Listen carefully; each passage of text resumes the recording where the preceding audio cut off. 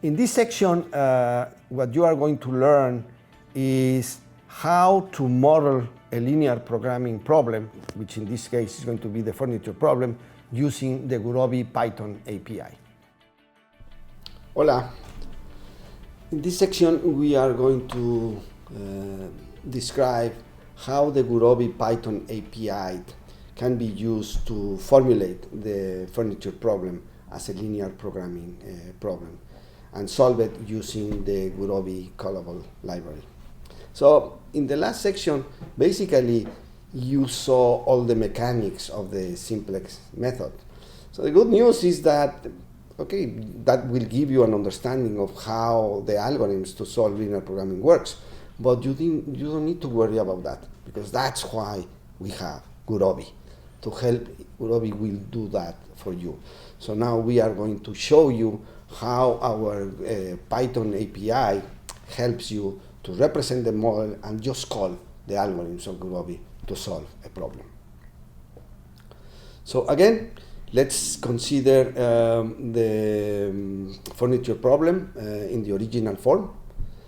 So the first thing that you do when you are using the Gurobi Python API is to import all the functions and classes that we have in our library. And that's the meaning of this command. So the next thing to do is that you are going to use this model constructor to create a model object that is going to be called f, and the name of this new model is going to be called furniture. And at this point, this model object is empty. So there are no decision variables, there are no objective function, there are not constraints. So we will need to define all the components of the LP problem to be able to solve it later on using the Gurobi engine. So the first thing that you can do is to use the addVar method to add the decision variables to the model object f. And in this particular example, we are going to add one variable at a time. So we will have an object called x1 that will be a new decision variable, and the name of this variable is going to be chairs. And then we again use the addVar method to define the other decision variable x2, and the name of this variable is going to be tables. Notice that the default values of these decision variables when represented in this form is that we are going to, the default values means that the variables is going to be continuous, meaning that they can take fractional values and non-negative. So those are the default values. When you have integer values or binary values, you will need to say that to the Gurobi Python API. And also, we don't have any bounds here. So we are just saying that these variables are continuous and non-negative, because those are the default values. And now we are going to use the setObjective method to define the objective function in the model object f. So the first argument in this function will be a linear expression representing the total revenue that we can generate. And basically we are representing this linear expression in the same way as we represent the equation of the total revenue when we were doing the algebra. So we will have 45, which is the price of a table, times the decision variable x1, which is the number of chairs that we are going to produce, plus $80, which is the price of table, times x2, which is the number of tables that we are going to produce. So this is the linear expression that represents the objective function of the furniture problem. And as a second argument, we are going to tell Gurobi that we are going to maximize this objective function. And since this is not the default value of the argument, we need to say that we are maximizing. The default value in Gurobi is to minimize. So in this case, we need to tell Gurobi that we are maximizing this objective function. And finally, we are going to use the add constraint method over the model object f to define each of the constraints that we have in the furniture problem. So we will first add the mahogany constraint. So in the first argument will be a linear expression where the left-hand side of the linear expression is the consumption of mahogany from the production plan X1 and X2. This consumption of mahogany needs to be less or equal than 400 units of mahogany that we have available. And as a second argument will be the name of this constraint that we are going to call it mahogany. And similarly, for the labor constraint, we use the add constraint method. And the left-hand side of the linear expression will be the consumption of labor by the production plan X1 and X2, and this should be less or equal than 450 units of labor. And we are going to call this constraint labor.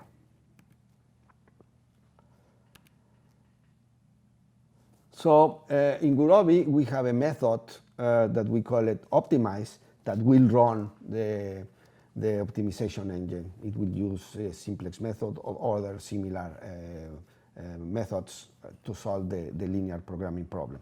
So with the optimize method, Gurobi runs given the model that we have provided, and then Gurobi will come with a log that will describe what is happening with the model that we have sent Gurobi to solve.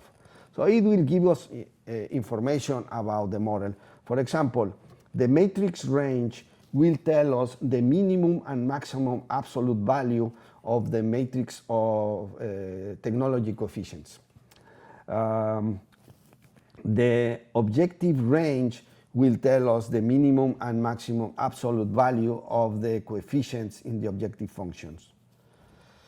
The bound range basically will tell us the minimum and maximum absolute value of the bounds that we have on the variables.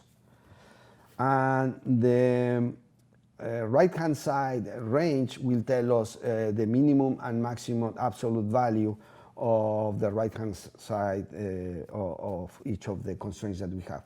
These ranges are important because sometimes the linear programming formulation that you have might have a numerical, might create numerical problems. So looking at this range, it's important to understand if you are going to have numerical errors when you are solving the problem. And also it gives you information about the iterations that the Gurobi used to solve the problem. So it was using simplex method or some variation of the simplex method, and it tells you the iterations that it used and the value of the objective function at each of the iteration, and also give you other type of information that at this point I am not going to explain. Is related to the duality of linear programming, which is another section that we are going to describe later in this tutorial. And then at the end, it will tell you the status of the solution. So in this particular case, Gurobi is telling us, hey, I find an optimal solution. Also, we can display the production plan that the Gurobi has found as the optimal solution. And for this purpose, we use the getVars method to retrieve the values of the variables in the model object f. And then we print the name of the variable and also the value of the variable. And also we print the optimal revenue that we are going to get with this production plan. And basically, Gurobi will print the solution. And we have done it. We have done it graphically, and then we use the simplex method to find the solution. So Gurobi is telling us you are going to produce 24 chairs, you are going to produce 14 tables, and the total revenue is going to be 2,200. So all these things that we have talked about, the graphical solution and the simplex method, is just to give you an idea of what Gurobi is doing behind, and also to give you terminology in such a way that you understand what type of output and what kind of reports Gurobi will tell you when it's solving linear programming problems. But you don't need to worry about simplex method or anything. Everything is done behind the scenes by the powerful Gurobi engine. The only thing that you need to do is to have a good formulation of the problem at hand. So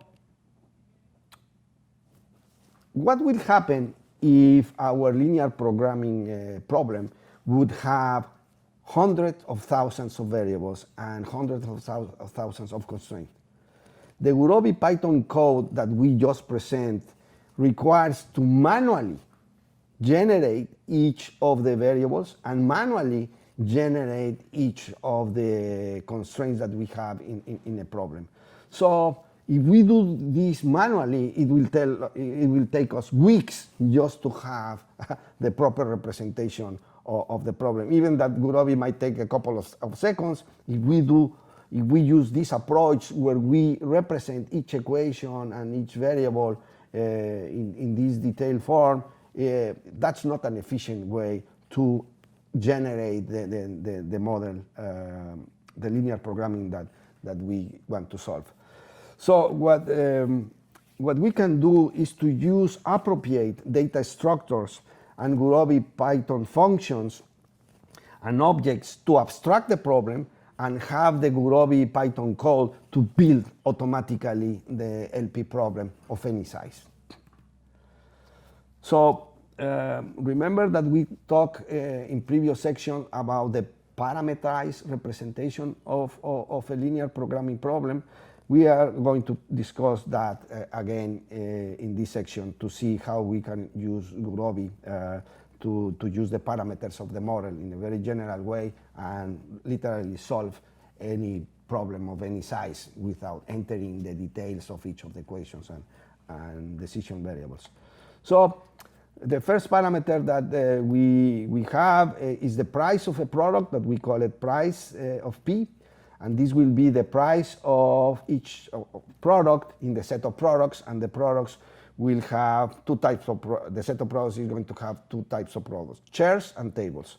Also, we have another parameter that we will call it capacity of R, which represents the capacity available of a resource R in a set of resources. And the set of resources is going to be mahogany and labor.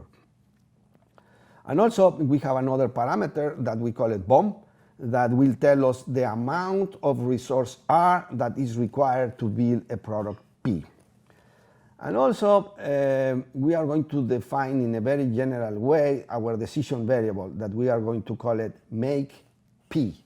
Make P is going to be the number of products of type P that we are going to build. And so now the general formulation that we can have in this parameterized form will have this product, price P times make P. This term that we have here represents the total revenue that we can generate when we build a product P. Now, if we take the summation over all the products that we have of these terms, price P times make P, basically this will represent the total revenue that we can represent by an arbitrary number of products. Then we have the constraints. So we will have a constraint for each type of resources. In the furniture problem, we have two resources, but in this general representation, we can have hundreds or thousands of resources and represented in the same way. So in the left-hand side, BOM RP times make P represent the consumption of the resource R by the product P. If we take the summation over all the products, then we will have all the consumption of resource R by all the products that we produce. And what we are saying is that this consumption of resource R by the production plant should be less or equal than the capacity that we have for that resource. And that capacity can be any number that we can declare. And we define one of these constraints per resource that we have in our set of resources. And again, we have the non-negativity constraint that requires that the products should be greater or equal to 0. So again, how we can do this in Gurobi? We import the Gurobi library with this command, and then in Gurobi we have a function that we call it a MultiDig Function that maps the resource that we are going to use as keys to its capacity. So in this MultiDig function, we are going to use resources as the key, and then the capacity numbers associated with each of the resources. So with this MultiDig function, we define that mahogany has a capacity of 400 units, and labor resources has a capacity of 450 units. Similarly, for the products, basically we use the MultiDig function and we are going to use as a key the products that we are going to build. So in this particular case are going to be chairs and tables, and we are going to have the price of a chair, which is $45, and the price of a table, which is $80. So with this particular function, we can have a database with hundreds of resources and probably thousands of products. We just bring all this data from the database and we put it in this MultiDig function, and we will have most of the data that we require. We will also have the technology coefficients that we call it BOM, and basically this will be a dictionary, two-tuple dictionary, where we will have two keys. We will have the resources, mahogany, and the products. And the number that we have here in this two-tuple dictionary will be the amount of mahogany that is required to build a chair is 5 units of mahogany. 20 units of mahogany is required to build a table. 10 units of labor is required to build a chair, and 15 units of labor is required to build a table. And again, we can read all this data from a database and put it in this dictionary that we call BOM. So, and similar as before, we use the model constructor to create the model object F. This model is going to be stored in the F object, and we call this model furniture. And now, to create the decision variables, basically we use the add vars method in the Gurobi API. And basically, the first argument is of this add vars method is going to be the set of products. So meaning that for each product that we are going to have, we will generate a make variable that will tell us how many products of that type we are going to build. And the name of this variable is going to be the same, make.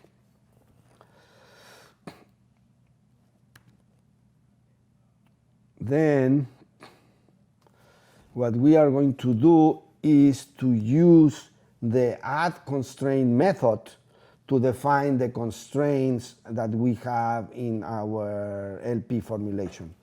And basically what we are going to do is the first argument of the add constraint method is going to be the representation of the inequalities that we have in the capacity constraints. So basically we use the sum method to represent the consumption that we have of each resource R by the production plan of building various products. So if you see this equation here, is represented by code using the sum function. And this sum function will run over all the products that we want to produce. So this will be the total consumption of resource R by the products that we are going to build, and this should be less than equal to the capacity that we have of the resource, and we are going to have one constraint per each resource in the set of constraints. And the name of each constraints of these constraints are going to be called R. And these constraint information are going to be stored in an object that we are going to call res. Finally, for the objective function, we are going to use the set objective method, and we are going to use a Python function that is going to use the make.products function to generate the objective function that will tell us the total revenue that we are going to generate from this production plan that we generate. And again, we have this is a maximization problem, so we want to make this the sense of the objective function is going to be to maximize. Okay, now the only thing that we are missing in this representation is the objective function. So to represent the objective function, we use the set objective method to add the objective function to the model object f.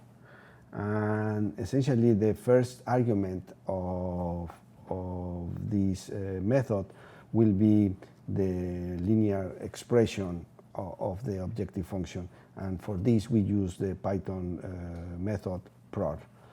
And the prod method basically is the product of the object price with the object make for each product P in the set of products. The second argument defines the sense of the optimization, which in this case is to maximize the objective function. So we will use the right method to inspect or to verify that the Gurobi has the right model in memory. So as we can see, the objective function is to maximize, and we have that the total revenue generated by making chairs is 45 times making chairs, and the total revenue generated by producing table is 80 times making tables. So the objective function was properly captured by Gurobi. And then we have the two set of constraints. The constraint related to mahogany. In the left-hand side, we have the consumption of mahogany by the production plan of making tables and chairs, and this should be less or equal to 400 units. And the labor constraint has in the left-hand side the consumption of labor based on the production plan of making chairs and making tables, and this is less or equal than 400 units of labor. And we don't have upper bounds. So basically, with this representation, very general representation of the furniture problem in a parameterized way, we have properly captured the formulation of the furniture problem. And then, as before, we use the optimize method to solve this linear programming problem. And then basically the optimized method will call the algorithms to solve linear programming. And basically Gurobi will tell us that Gurobi has found an optimal solution, and the optimal production plan, again, is to build 14 tables, 24 chairs, and the total revenue is 2,200. But what you have seen now is we have a very general representation of an arbitrary furniture problem where you can have an arbitrary number of products and an arbitrary number of resources, and you don't need to enter one by one. Basically, you can have a large database with all these parameters and just load it to the Gurobi API and create the proper model. So that's all that we have for this section, and see you next time.